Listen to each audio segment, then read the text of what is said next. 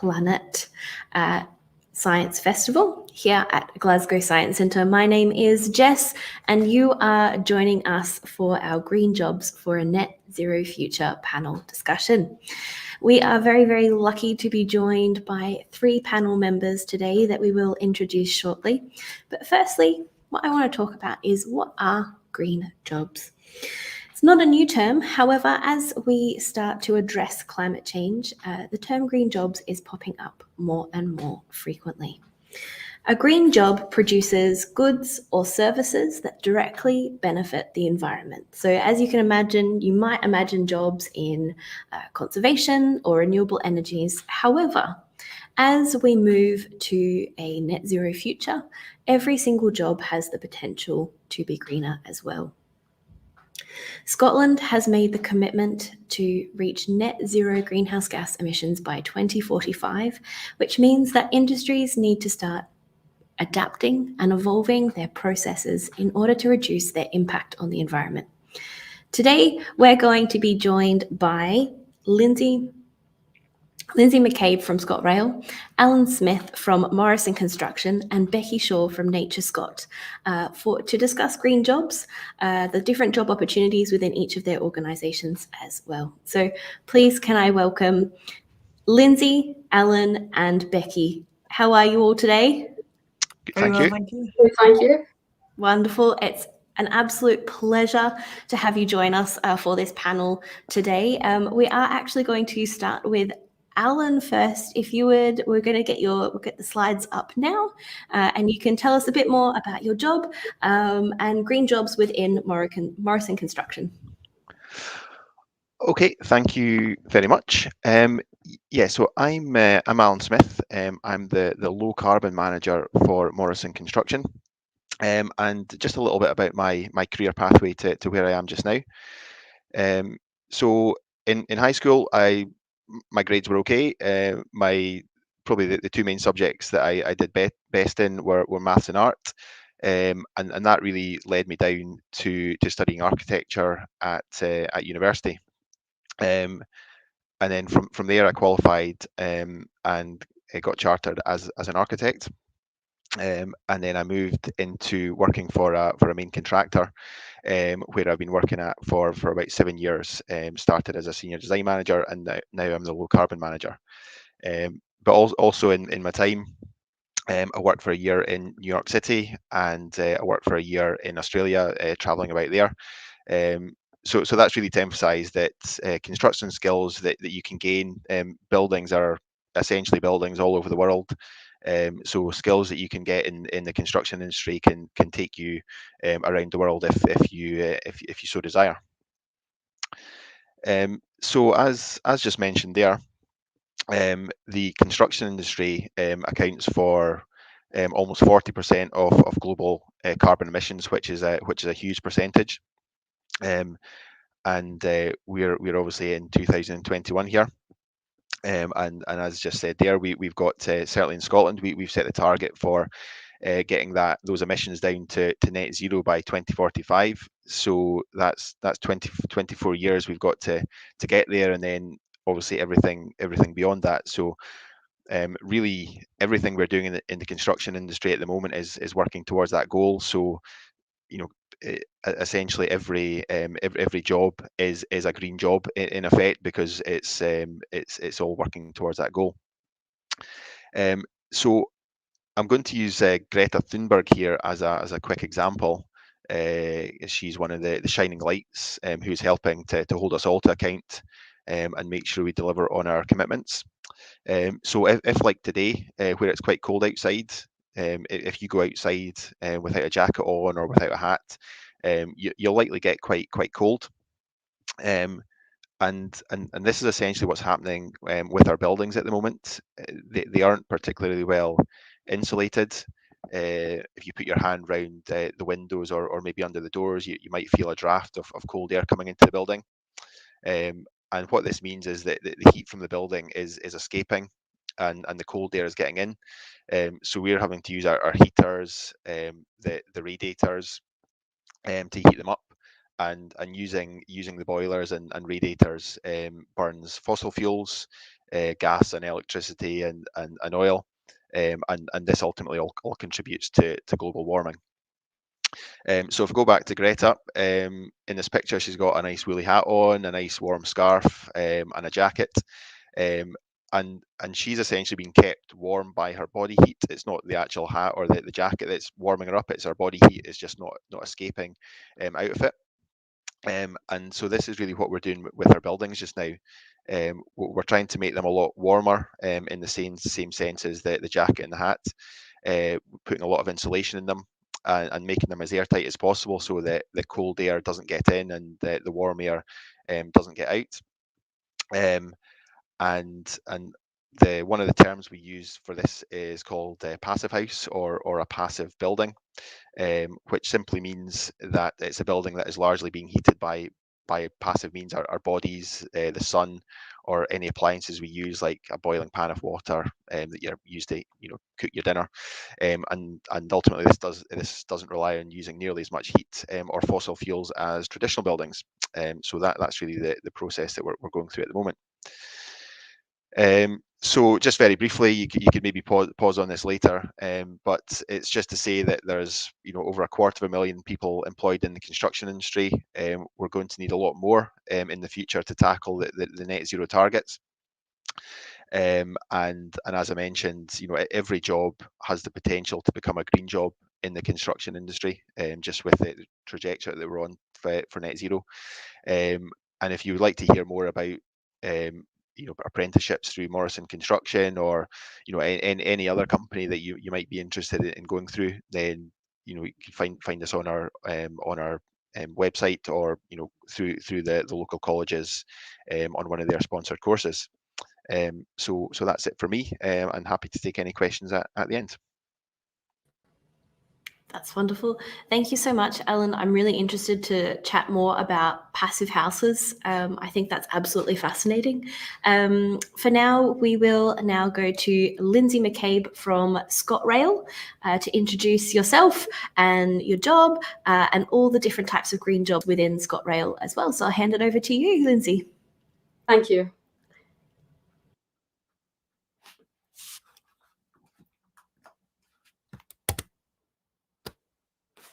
Okay, morning everyone. My name's Lindsay McCabe. I am speaking on behalf of Scotrail, just talking about what we're doing in terms of green jobs. So thank you for inviting me along this morning to the Green Jobs panel. So just a little bit about myself. I'm currently working as a new trains project manager for Scotrail within the engineering team. Now, when we speak about new trains, myself and other colleagues within the wider team Scotrail are looking at the future fleets that we are looking to introduce as part of Scotland's decarbonisation action plan.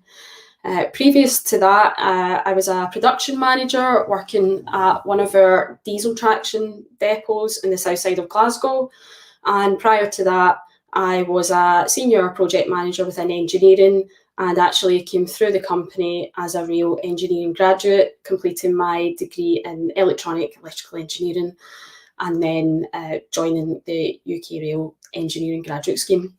So just as a flavour of what we do within engineering, in addition to the maintenance, we look at fleets and their performance. So myself in particular looked at our electric fleets and any enhancements that could be made to improve the performance and reliability of the trains. We also look at the refurbishments of the trains. So the vehicles are, anything between 10 to 30 plus years old. Look at interior refurbs, just making them more comfortable for passengers. Another example of some projects in the past, in particular with was the driver advisory system for driver efficient journeys. So we reduce the power consumption on the vehicles. So what are we doing as a company to reduce carbon emissions? So as has just been mentioned by Alan, we have a UK net target of 2050, but in particular in Scotland, we have a net zero target of 2045.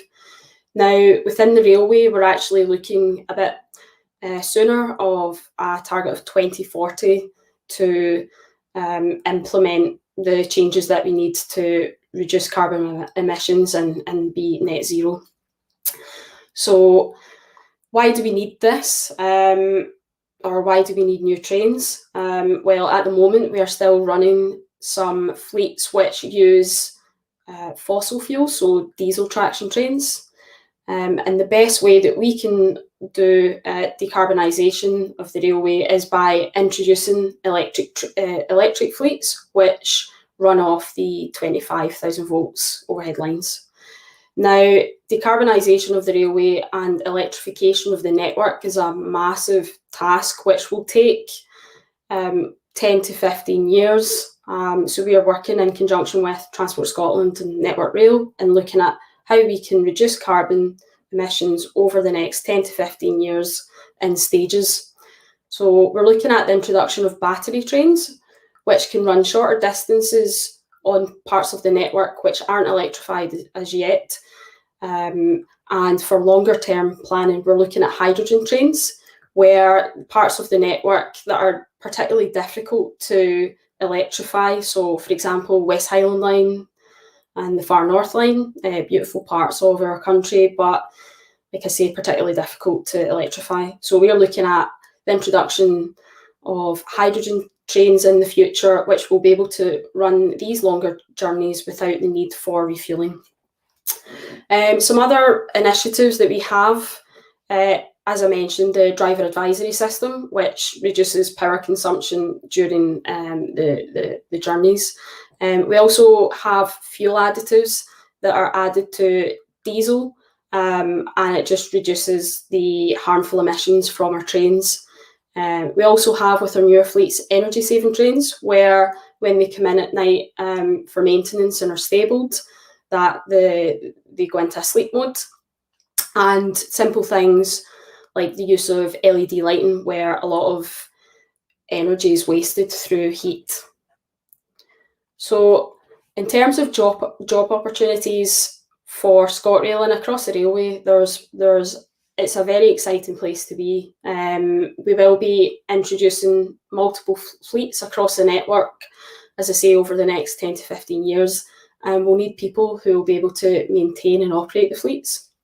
We look at the sustainability of resources, for example, the materials that we use to keep the trains running and also maintain the fleets. So we're looking at more carbon-friendly fuels, oils and so on, as well as materials that will be less likely to become obsolete. There are a few avenues where you can join. We have apprenticeships, so there are engineer and customer service apprenticeships. We've recently taken on some procurement trainees as well. One of the common routes in addition to apprenticeships are the graduate schemes, engineering graduate schemes. Traditionally, we've had mechanical and electrical engineers. We've now got some chemical engineers, and with the job opportunities and the introductions of new fleets, we'll be looking for new skill sets. So I imagine that we'll continue to expand with the types of engineering disciplines that we'll require for keeping the trains running. We also have internships where people who are taking a break from university and college come work for us during their summer break. And we also have year in industry programmes where school leavers and also those who take a year break during their degree programme can come work for us full-time during those periods. And it gives them a good feel for what we do as an organisation and if it's something that they want to explore once they finish their course or school. So all the information about job opportunities can be found through scotrail.co.uk. Thank you. Thank you so much, Lindsay. And I think it's really such an exciting time to be in the travel and transport industry, particularly as we move towards that net zero target of 2045. And I'm even more excited to hear that Scotrail is even trying to make that net zero by 2040. I think that's absolutely fantastic. I'm keen to maybe hear more about that later. Thank you so much. And our last panelist, but certainly not the least, is Becky Shaw from Nature Scot. How are you today, Becky? I'm very well, thank you. That's good. So I will hand over to you and let you present your presentation. Thank you very much. Hello, everybody. So I am the Rural Development Advisor for Nature Scot. And I work in our Natural Resources Management team, which is largely concerned with sustainable use of land and sea. Nature Scot is the Scottish Government's nature conservation agency. And as Jess mentioned at the beginning there, quite a lot of people think green jobs in conservation, and certainly within our organisation, that is one of our principal areas of work. But there's also numerous other areas of engagement which we're increasingly involved in as we move towards net zero. So nature-based solutions, which include things like peatland restoration, natural flood management, and green infrastructure in urban areas are increasingly part of the work that we do. My own background and way into this sector has been slightly unusual compared to most of my colleagues. Many of them come from a fairly scientific, environmental or earth science background. My own background is in Scots law. So I studied law after school and then took a few years off to reflect on what I would actually really like to do when I realised it wasn't law. And then I did a master's in sustainable rural development. So again, looking at the way that we make most sustainable use of planetary resources. The work I'm currently mostly involved in is to do with the skills that we need for net zero, and to try and identify how jobs will change and how skills will change as we move towards net zero. Next slide, please. Now, we did a piece of work a couple of years ago looking at what jobs in the nature-based sectors look like, and we've defined that really widely. All sorts of things connected to nature-based solutions, as well as sectors where the principal sort of base of the sector of the economic activity is related to nature. And we found that there's a real growth sector in nature-based jobs. They grew in a 5-year period to 2019. They grew 5 times faster than average jobs across Scotland, and a third of all new jobs in that time were related to nature. And this, I think, is evidence of the increasing focus as we move towards net zero of a focus on nature-based solutions, so particularly woodland creation, peatland restoration, natural flood management, and so on, as I've mentioned. Nature-based solutions can offer 30% of our emissions reductions targets. So they're really going to be fundamentally important as we go forward. Next slide, please. Oh, it's showing up a bit funny. I don't know if you can see it slightly more clearly than me, but so as I said, there's a range of jobs in woodland, in flood, in blue carbon connected to the oceans, wildlife management, and so on. And there's a huge range of skills involved in that. So, for example, if you were to take just natural flood risk management alone, you would have jobs in woodland creation and management, practical things to do with fencing, land management, and digger driving in highly sensitive environments. You would have project management requirements. You would have fluvial geomorphology. You would have hydroecology. You would have fisheries biologists, and a range of kind of mathematical modelers who can look at kind of sediment deposition and so on. So in one sort of small sector of that, if you like, there's a huge range of different skills and requirements, and a range of kind of entry points to that. Next slide, please. So there's really significant opportunity for nature-based jobs over the next 5 to 10 years, particularly. In particular, there's going to be a tenfold increase in peatland restoration. And like flood risk management, restoring peatland also requires a huge range of different skills, everything from communication with landowners and project management and understanding of green finance and how you might connect green finance with public finance, private investment for a kind of carbon credits, basically. So there's a huge range of things, as well as the kind of on the ground, actual practical conservation and land management and management of sea type roles. There are a number of ways in. Our organisation is relatively small and we have a relatively modest recruitment, but we have a thing called the Programme for Youth Employment every year. And this year we've taken on 37 young people in a range of different roles, everything from kind of apprenticeships and student placements through to graduate placements and graduate apprenticeships. So if you want to keep a lookout on our website for the Programme for Youth Employment, you'll see opportunities coming up for next year. There's also various ways to engage in volunteering, which is inevitably how quite a lot of people get their first experience in conservation and land management sectors. But outside of Nature Scot itself, there's also significant growth in these sectors.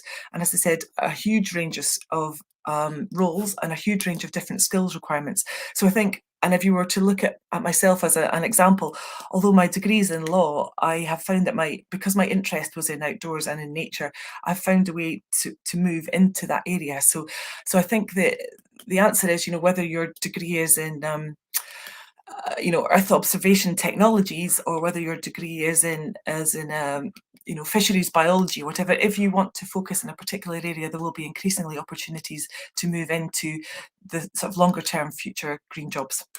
Thank you very much.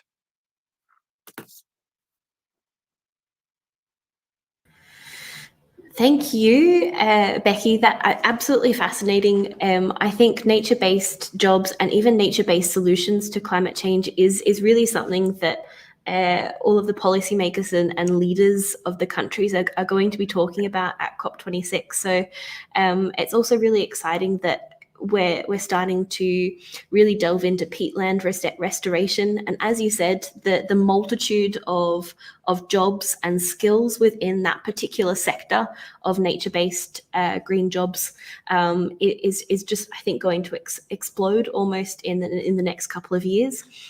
So I have a couple of questions that I have for individual for each panelist, and then hopefully I will manage to get a couple of questions that are directed at all three of you. So I think for the first question is for Lindsay, sorry, Lindsay. And the railway system in Scotland has a long history. Parts of it are over nearly 200 years old. Does that bring its own challenges when retroactively updating the stations and railway lines? Yes, is the very short answer. Yeah, as you can imagine, there's parts of the infrastructure that haven't changed for a long time. However, we work very closely with Network Rail, who are responsible for maintaining the infrastructure and platforms and so on, overhead lines. So as part of the decarbonisation action plan, Network Rail are looking at this alongside ourselves, so that, as they look at the electrification, we make sure that any fleet introductions go smoothly, that the trains can actually run on the network. So yes, there are challenges, but we have a very close working group that means that we can ensure that it goes as smoothly as possible. So absolutely. And I think even when you were talking about in your presentation, you were saying how some of the trains are 10 to 30 years old. So I'm imagine that refurbing those particular trains can be quite difficult, or that brings its own challenge as well. Yeah, so it then allows the opportunities again for us to look at how we can make them more efficient. For example, say the driver advisory systems, moving from lower consumption systems like LED lighting, and so those opportunities where the trains are stopped for a bit longer than what you would usually see with the day-to-day maintenance. So can be anything from a week to a month, where the train will get stripped down to its sort of bare bones, We do that every sort of 9 to 10 years. So those are the points where it's actually better to implement these sort of things. So yeah, we try and keep it as seamless as possible. Absolutely. That's amazing. Thank you so much for that, Lindsay. I have a question for Ellen coming up now, and that is, Ellen, can you give us some examples of how construction has changed to become greener? I know you've mentioned a couple already in your presentation about passive houses, but is there any other examples of how construction has changed? Yeah, so there's two real ways of looking at construction. At the moment, it's one, it's the physical materials that you use to build a building, and then it's how that building then performs when it's built. So passive house is very much getting buildings to operate at really low energy levels, so that you're not relying on burning using heating systems or burning fossil fuels to do that. So that's really the passive house side of things that we're looking at the moment. In terms of the other elements, in terms of physically constructing the buildings, it's trying to look at reducing waste, looking at sustainable materials like timber, or using materials that have a low carbon footprint when they're being built, and how these are brought to site. Can we bring them to site using electric vehicles, and where do they come from? So there's a whole myriad of ways to look at it. But we're very much focusing on the energy side of things at the moment to make the buildings, when they're built and operate at very low energy levels. And then the next target is, how do we physically construct the buildings using sustainable materials and sustainable techniques as well. And I think that's going to really involve using off-site technologies, where we can build things in factories and bring them to site, so we're not having to spend so much time on site, and being able to reduce waste by doing it in a controlled environment. So yeah, there's lots of different ways to look at it, but certainly the round about the passive house and the energy levels, that's the kind of the key focus at the moment, to build the buildings properly, so that they don't overuse the energy that they're required to use. Absolutely. What I really like about what you've just said is that it's very much part of a narrative or a journey. It's not just a very easy fix, and that it's quite complex. And once you start looking at these all of the elements that make up construction and the built environment, that you start to see that it's not just the end product, is that it's all of the things that relate to that end product, which would be the passive house as well. It's really quite exciting that construction's at the moment looking at what the end product is, and then slowly changing once you've got the passive house, then starting to look at the processes that make that end product as well, and really kind of starting to delve deeper into how can we actually reduce the impact of what we're doing on the environment through these different processes as well. Yeah, and the end product isn't even the building. The end product is when the building disappears. So you've almost got to design the building now to be disassembled as well. How can it go down, or how can the materials that we build it, can they be reused as materials, not just use them once and then have to demolish them and take them away to landfill?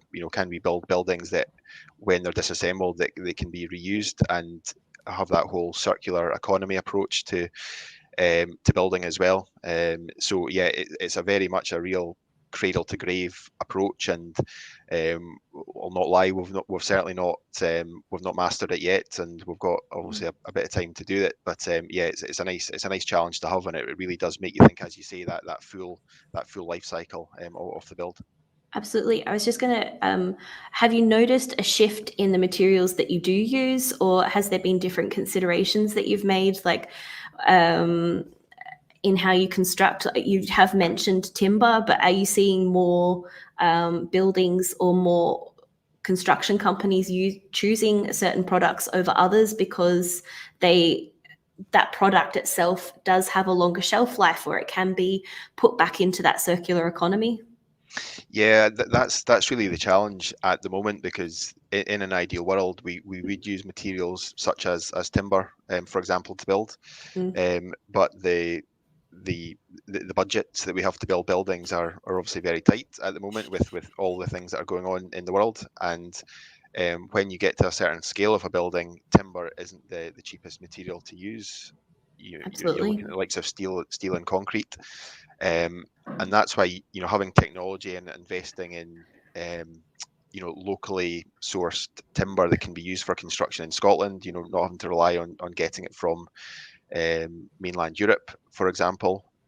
And can we and then in turn that would reduce its carbon footprint if it was produced locally as well. But we don't really have that capability at the moment, just because the timber grown in Scotland isn't the same, hasn't the same characteristics as it's growing in Northern Europe, for example. So yeah, I think in an ideal world we would use very sustainable materials, but there's other drivers as well, unfortunately, which mean that we have to use sometimes the more economical materials as well. So it's really trying to work through those and try and get that balance between building buildings for the right cost, and obviously using the right materials to do it as well. Absolutely. It's definitely a balance that you have to strike when taking all of that into consideration. Thank you so much, Ellen. I do have a question for Becky now. Becky, are there jobs that people would be surprised to find are important to nature conservation? Yeah, I think so. I mean, I think some of the more scientific and technical jobs coming online and becoming increasingly important in terms of GIS, data analysis, Earth's observation kind of thing are sort of thought of as kind of high tech, but actually they're a pretty fundamental part of kind of management these days. And particularly things like, for example, if you were managing an area of woodland, and you were managing a deer population within that woodland to keep the numbers at a sustainable level, having skills in sort of spatial analysis of data helps make that much more straightforward. So although you might think of the conservation job as being the person on the ground being the active deer manager, the person who actually can plot and chart and map and work out where a population is coming in from and what you might need to do to maintain a sustainable number of deer in a particular area, that the person doing the data analysis might be as equally as important a part of the nature conservation effort as the actual people doing the work on the ground and maintaining the deer fence and managing the deer population. So I think that one might sort of surprise people a little bit. And the other one I think it's coming to the fore more is the development of green finance. So it seems an odd perspective to understand that investment bankers will in future be a hugely important part of nature conservation efforts and net zero, reaching net zero. But increasingly, we've already got two codes for investing in nature, the peatland code and the woodland carbon code. But that's just a start. And they're talking already about a salt marsh code and a grasslands code and all sorts of other ways of bringing in significant amounts of private investment into nature conservation efforts and nature-based solutions. So it might seem odd to people that investment banking and understanding the mechanics of financial systems and financial mechanisms is actually a core part of nature conservation, but it undoubtedly will be in the future. Absolutely. I just want to jump on what you've said is a code. Would you be able to explain what that is for anyone that's watching that may not know what that is? Okay, so the peatland code and the woodland carbon code, one is managed by the IUCN, International Union for Conservation of Nature, and the other one is managed by Scottish Forestry. And they're basically just mechanisms which allow investors to put money into a particular area of carbon sequestration action and to claim the credits. So it's effectively a financial mechanism. And we're going to see many more of those appear in the future. Excellent. So it's almost like it's an opportunity for investment organizations, bankers, to place money into certain areas for to fund Is that That's correct? That's entirely right. Yeah, with the scale of nature restoration that we'll need to do to meet net zero and to meet a kind of nature-rich future aspirations, the public purse can't stretch to the scale of the investment that we're talking about. So we need to find ways of enabling private investment to be used to help us reach those targets. That's absolutely fantastic. I love that. Thank you so much, Becky. I do have another question for you, so we're going to stay with you for the next question. So what kind of qualifications or school subjects are required or useful for green jobs? So I think this one works really well for yourself, Becky, purely because, as you said in your presentation, you didn't always start out at university to work at Nature Scot or as a regional land manager. So would you be able to talk a bit more about what kinds of qualifications and even skills that you've had that are useful and required for green jobs? Certainly, yeah. I mean, if I were to think about my own higher subjects, my strengths were actually in English and languages. So quite different from a lot of my colleagues, many of whom are fairly scientific and have come with a scientific angle through school and have gone on to do degrees in earth sciences, basically. But I think increasingly there's a move into, instead of just focusing on maintaining the conservation value of particular sites, there's such a broadening of the need for everybody's job. I think Alan mentioned it. Everybody's job needs to be a green job to an extent. Everybody has to have a core understanding of nature, and everyone has to have a core understanding of climate change in all of the jobs in the future. So I think really the skills and the qualifications for green jobs in the future are really very wide. Now, obviously, science and technical skills in terms of kind of, now I'm not very technical, but in terms of things to do with kind of data analysis and GIS and all those things will be fundamental, but also, good communicators. For example, there's a really interesting project in England on the River Wyre where they've restored a large area of floodplain and involved investment in private finance and done all sorts of fluvial modelling and all sorts of things. But the hardest part of the project from the feedback was the communication with the landowner. So establishing good relationships and communications is actually also hugely important. So I think there's a range of skills right across the board, for people whose kind of interests are largely scientific, there'll undoubtedly be a way in, but also people who are, good at talking, good at communicating messages, that they'll be hugely important too. Absolutely. I think that was, we've actually spoken about communication already today in our previous session and how integral communication and collaboration is in these types of jobs as well. So thank you so much, Becky. I think it was an absolutely perfect response. We're going to jump back to Lindsay from Scotrail as we've got a question coming up for you. And it is, what would be the biggest improvement we could make to our railway to make them greener if money was no object? Oh. Well, I actually think that's what we're doing. So the biggest improvement is, as far as possible, electrifying the network. That is the greenest way to reduce carbon emissions.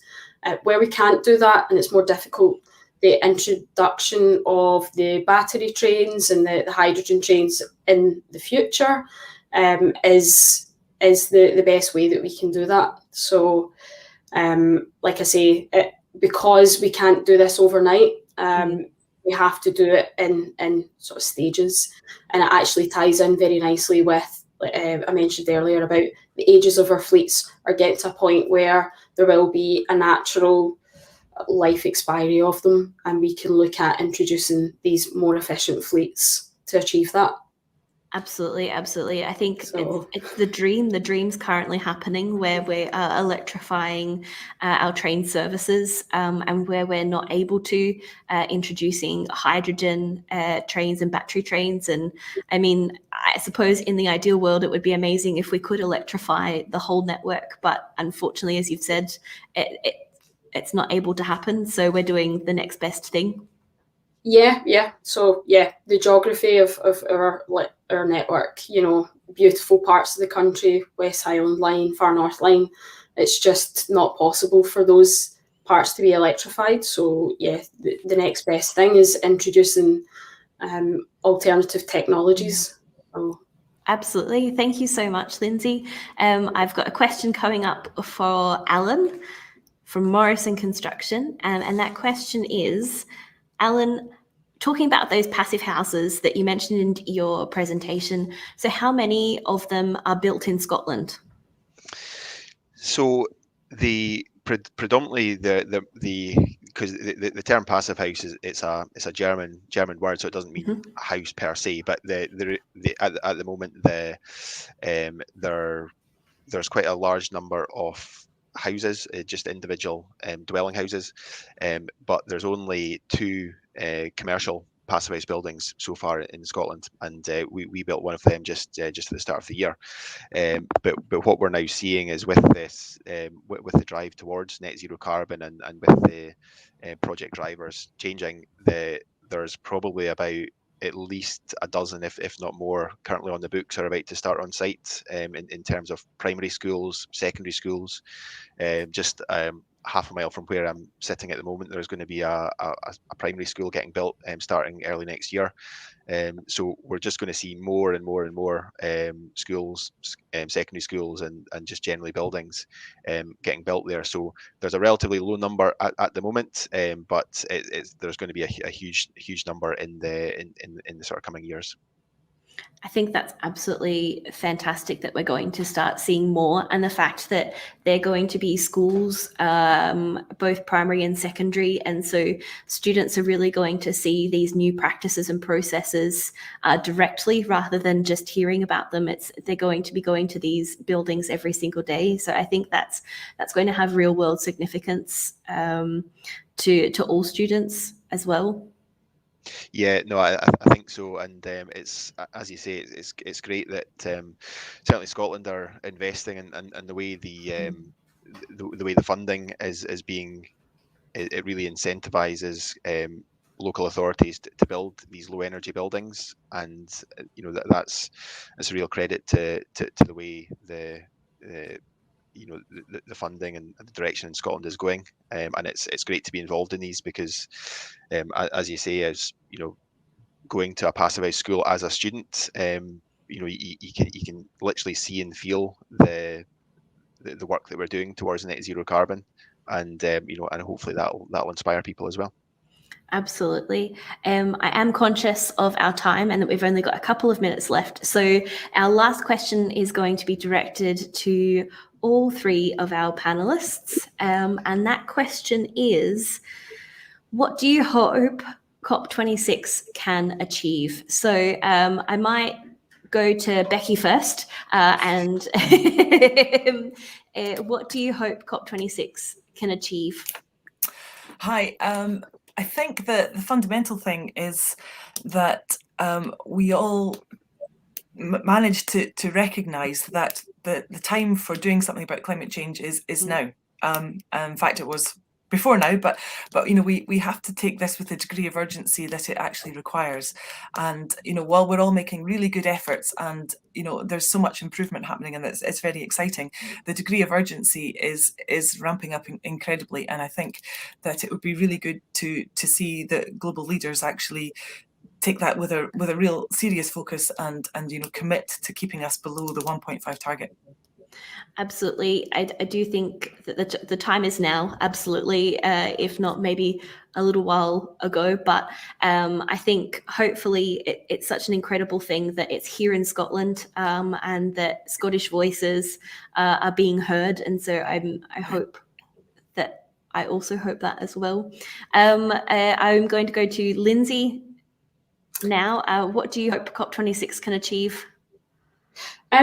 Yeah, just to echo what Becky said, I think it's about just awareness and just emphasising that, as well as all organisations, that we are consciously working towards a net zero target.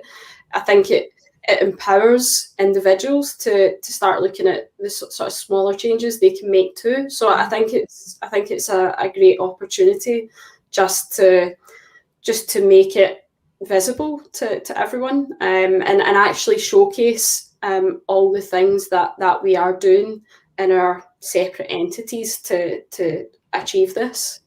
Absolutely. I think you've hit the nail on the head, Lindsay, absolutely spot on. And lastly, just to yourself, Alan, what do you hope COP26 can achieve?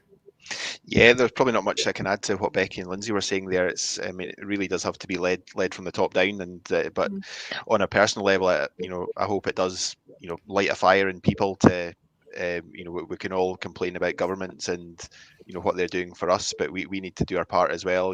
However small that might be. If we can all get our houses in order, as it were, then at least you're doing your part, and that's the way it's got to be.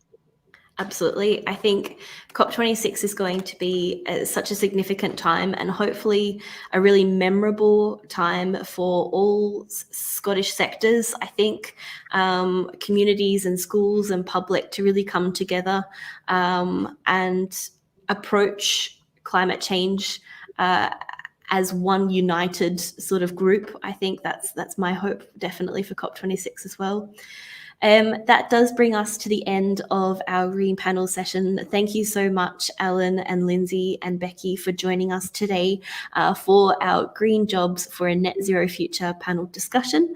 It's been an absolute pleasure to have you here. And I want to also say thank you so much to all of the schools and everyone else that is watching today, whether you're here in Scotland or in the UK or even further afar. We have a number of other sessions that are happening today, so stay tuned. Apart from that, have a fantastic day, everyone. Thank you again. Thanks very much. Thank you. Thank you. Bye-bye.